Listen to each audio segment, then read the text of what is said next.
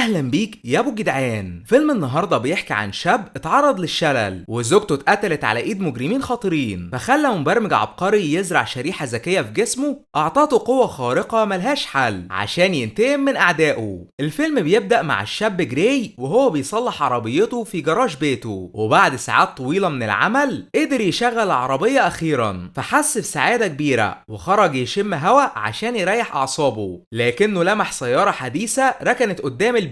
وهنا بنقابل اش تبقى زوجة جراي ودايما بتتخانق معاه بسبب انه بيكره التكنولوجيا والمعدات المتطورة، ده غير انه بيفضل السيارات القديمة عن السيارات اللي بتسوق نفسها. واول ما زوجته دخلت البيت قال لها ان صديقه القديم ارون بقى عنده شركة برمجيات كبيرة جدا، وطلب منها يروحوا يقابلوه عشان يعرفوا اخر اختراعاته. فزوجة جراي فرحت بشدة لانها بتحب التكنولوجيا، وبالفعل الاتنين انطلقوا لمقابلة ارون، بس جراي اصروا انه يسوق سيارته القديمه. وبعد ساعات وصلوا وجهتهم اخيرا، ده غير انهم نزلوا البيت موجود تحت الارض. واول ما جراي واش شافوا ارون لاحظوا انه بيجرب واحد من اختراعاته، فارون رحب بيهم وقال انه صنع شريحه ذكيه بتعطي اي انسان يستخدمها قوه خارقه وممكن تغير العالم كله. فاش حس بالذهول الشديد، اما جراي كان متضايق وقال ان التكنولوجيا خطر على البشر. وبعد انتهاء المقابله جراي وزوجته اش روحوا بيتهم في سيارتهم الحديثه، لكن جراي حس بشعور غريب ولاحظ ان السياره مشيت لطريق بعيد عن بيتهم واتحركت بسرعه عاليه. فاش قالت له يوقف العربيه بس بدون فايده، لان في هاكر اخترق نظام الامان وخلاها تعمل حادثه قلبتها تماما. طبعا جراي وزوجته اش اتصدموا من اللي حصل وكانوا دايخين بشده، بس فجاه مجموعه المجرمين اللي تسببوا في الحادثه ظهروا واخرجوهم من سيارتهم عشان يسرقوهم. بعد كده قائد المجرمين اطلق النار على قلب اش، ده غير انه ضرب جراي رصاصه في رقبته اتسببت في شلله. واول ما المجرمين مشيوا جراي شاف زوجته اش بتموت قدام عينيه وهو مش قادر ينقذها بسبب اصابته. وللاسف البوليس وصل لمكان الحادث متاخر بعد موت اش. اما جراي اتنقل المستشفى وفضل يتعالج 3 شهور لحد ما بقى يستخدم كرسي متحرك لانه اتشل تماما، والدكاتره وصلوا ايادي آلية في بيته عشان تساعده يحضر الاكل. فجراي حس بالحزن الشديد بسبب وفاة زوجته العزيزه، ولانه اصبح مشلول بيعتمد في حياته اليوميه على التكنولوجيا اللي بيكرهها. لكن والدته الطيبه فضلت معاه طول الليل والنهار عشان تهتم بيه وتواسيه وقت حزنه على زوجته وحياته اللي اتدمرت بسبب عصابه المجرمين. بعد كده بنقابل الضابطه كورتيز كانت بتساعد جراي ووالدته يوصلوا للعصابه اللي شلوه وقتلوا زوجته، بس جراي اتعصب عليها وقال ازاي البوليس لسه ما وصلش للمجرمين مع ان معاهم تكنولوجيا حديثه جدا. فكورتيز قالت ان اكيد معاهم هاكر محترف بيحميهم من اجهزه البوليس المتطوره، لكنها وعدت انها تبحث عنهم بنفسها لحد ما توصل لهم. بالليل جراي كان قاعد لوحده وطلب من جهاز في بيته يعطيه الدواء بجرعات زايده لانه كان عايز ينهي حياته. بس لما جراي فقد الوعي الجهاز طلب الاسعاف لانقاذه، واول ما جراي فاق في المستشفى اتفاجئ ان صديقه ارون حضر لزيارته. في البدايه ارون عزى جراي بسبب وفاه زوجته وقال ان الشريحه الذكيه اللي اخترعها ممكن تساعده يتحكم في ايده ورجله من جديد. فجراي رفض مساعدته لانه بيكره التكنولوجيا، لكن ارون قال ان لو زوجته عايشه هتطلب منه يركب الشريحه، وفي النهايه جراي وافق. فارون احضره لبيته وخلى مساعديه يركبوا الشريحه الذكيه في اعلى ظهر جراي عشان يوصلوا عقله باعصاب جسمه. وبعد ساعات طويله العمليه انتهت اخيرا وجراي اتصدم بشده لانه قدر يحرك ايديه من جديد. فارون فرح لان اختراعه نجح وقال لجراي يقف ويمشي زي الناس العاديين. بعد كده ارون خلى جراي يوقع ورقه بيوعده فيها انه ما يعرفش اي حد بالاختراع ابدا، وكشف له ان الشريحه الذكيه ممكن تعطيه قوه خارقه وتخليه يتحرك بشكل اسرع من البشر العاديين. فجراي شكر على المساعده وروح البيت. بعد كده اكتشف ان في رساله وصلته من الضابطه كورتيز موجود بيها فيديو للمجرمين وهم بيشلوه وبيقتلوا زوجته بدم بارد، فبدأ يخطط هينتقم منهم ازاي. بس فجأة جراي سمع صوت غريب داخل دماغه فحس برعب شديد، لكن الصوت هداه وقال انه يبقى الذكاء الصناعي اللي بيتحكم في الشريحه المزروعه بجسمه وممكن يساعده يكتشف مين قاتل زوجته. ده غير انه خلى جراي يشغل الفيديو الخاص بالمجرمين للمره الثانيه، والذكاء الصناعي استخدم نظره الخارق خارق لتحديد وشم موجود على ايد واحد من افراد العصابة، ودخل قاعدة بيانات البوليس الخاصة بالمجرمين الهربانين عشان يحدد مكانه. فجراي حس بالانبهار الشديد، وتاني يوم الصبح انتظر لما المجرم خرج في عربيته واقتحم بيته عشان يعرف مكان بقية افراد العصابة. ده غير انه لقى رسائل من اصدقائه بيتكلموا فيها عن الممتلكات اللي سرقوها من جراي وزوجته. بس لما جراي كان بيفتش البيت فجأة المجرم دخل، فحاول يستخبى منه، بس للأسف المجرم لمحه وبدأ يهاجمه بشراسة رهيبة. طبعا جراي اتصدم وما كانش عارف يدافع عن نفسه ازاي، لأنه كان مشلول لفترة طويلة. بس الذكاء الصناعي الخاص بالشريحة سيطر على جسم جراي فجأة ومسك المجرم ضربه بدون رحمة. وهنا بنعرف ان الذكاء الصناعي بيقدر يشغل قوة جراي وسرعته الخارقة وقت الخطر عشان يحميه. ومع ان المجرم استخدم سكينة حادة، إلا ان الذكاء الصناعي تفاداه في ثواني بسيطة وخلص عليه تماما. بعد كده رجع لجراي التحكم في جسمه من جديد. طبعا جراي اترعب لانه اول مرة يقتل انسان في حياته، بس الذكاء الصناعي قال انه هيمسح كل بصماته الموجودة في البيت عشان البوليس ما يعرفش انه قتل اي حد والا هيتسجن. بعد فترة قصيرة جثة المجرم وصلت للضابطة كورتيز، فتعجبت بشدة وما كانتش عارفة مين اللي قتله لان ما كانش فيه اي ادلة. لكنها لما رجعت كاميرات المراقبة شافت صورة جراي بيمشي جنب بيت المجرم على كرسيه المتحرك. اما ارون زعق لجراي وقال انه امره يخلي الشريحة الذكية سر وما يعرفش حد بيها، لكنه لما قتل المجرم خاطر بكشف نفسه وحذره انه لو استخدم الشريحة بدون اذنه تاني هيشيلها من جسمه وهيرجعه مشلول.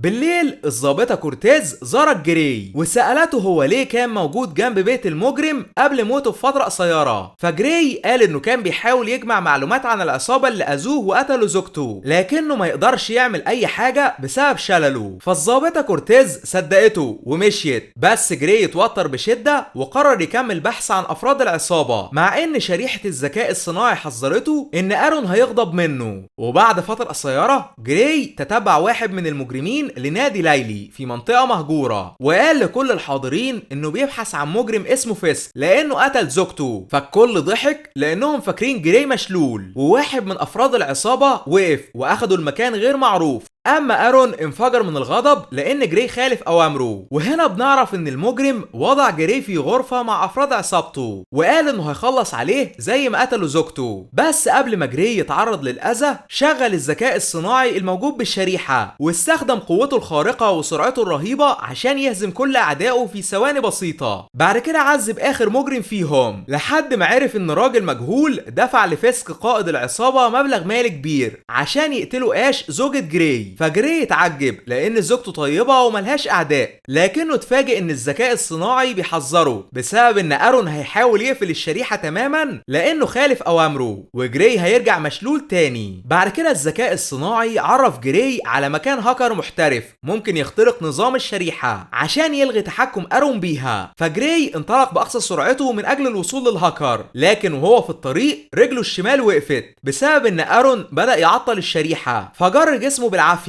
عشان الهاكر ينقذه قبل فوات الاوان. اما فيسك قائد عصابة المجرمين اكتشف ان اتباعه اتقتلوا، وهنا بنعرف ان افراد العصابة هم كمان كان مزروع في جسمهم شرائح ذكاء صناعي، لان فيسك حمل كل ذكريات صديقه الميت لدماغه وعرف ان جراي هو اللي قتلهم. اما جراي وصل لبيت الهاكر وخبط على بابه، لكن ارون قفل الشريحة تماما ورجعه مشلول. بس من حسن الحظ الهاكر لحقوا على اخر لحظة.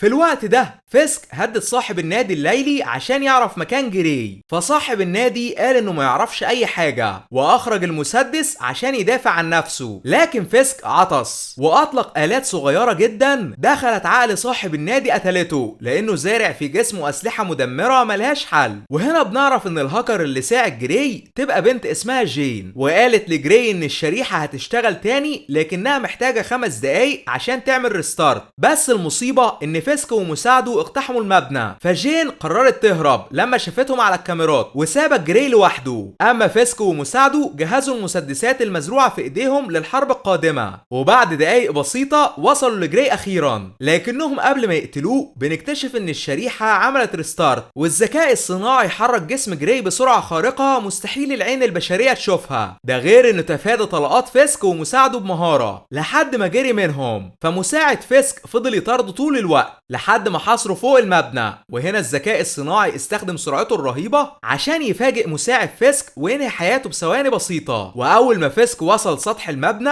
اكتشف ان جراي قتل مساعده وهرب، فغضب بشدة. بعد كده جراي روح بيته عشان يستريح لانه ما نامش من ايام طويلة، لكنه اتفاجئ ان والدته شافته والدم مغرق هدومه، فحكى لها على كل اللي حصل معاه، ووالدته فرحت لانه رجع يمشي تاني. بس جراي فضل حزين بسبب ان زوجته اش مش موجودة معاه، ووعد نفسه انه هينتقم لها مهما حصل. تاني يوم الصبح اول ما جراي صحي من النوم اتفاجئ ان الضابطة كورتيز حضرت لبيته، فمثل انه مشلول. وهنا كورتيز قالت ان كاميرات المراقبة لمحته في مكان موت واحد من افراد العصابة للمرة التانية، وبدأت تشك ان جراي هو السبب. فجراي قال انه كان بيدور عن قاتل زوجته لكنه ما عملش اي حاجة بسبب انه مشلول. وفي النهاية الضابطة كورتيز سابته لوحده لان معهاش اي ادلة ضده.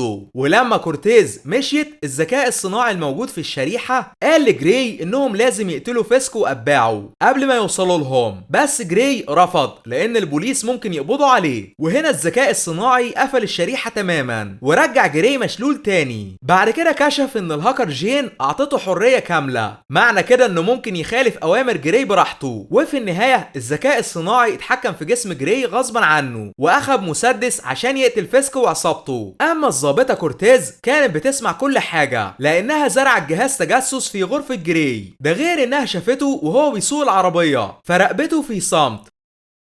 وهنا جراي لمح جهاز التجسس بالصدفة فعرف ان كورتيز ماشية وراه، وفضلت تطارده على الطريق بسرعة رهيبة لحد ما الذكاء الصناعي قدر يهكر عربية حديثة وخلاها تخبط في الضابطة كورتيز عشان يعطلها تماما. فكورتيز رجعت لوالدة جراي وامرتها تحكي لها على كل اللي حصل من البداية. اما جراي قابل فيسك اخيرا وهدده عشان يعرفه مكان الشخص المجهول اللي دفع له فلوس من اجل قتل زوجته. ففيسك كشف ان الشخص اللي دفع له فلوس يبقى صديقه ارون، وكان هدفه يشيل جراي ويقتل زوجته عشان يجبره يركب الشريحة الذكية ويجربها عليه. فجراي اتعصب بشدة وبدأ القتال مع فيسك، لكن فيسك اتصداله ببراعة رهيبة لان هو كمان مركب شريحة ذكية، ومهما جراي حاول يضربه كان بيفشل لان فيسك قرا كل تحركات الذكاء الصناعي. فجراي قرر يستخدم عقله البشري عشان فيسك ما يقدرش يتوقع تحركاته، وقدر انه يتغلب عليه في النهاية. بعد كده قرر ينتقم من ارون الخاين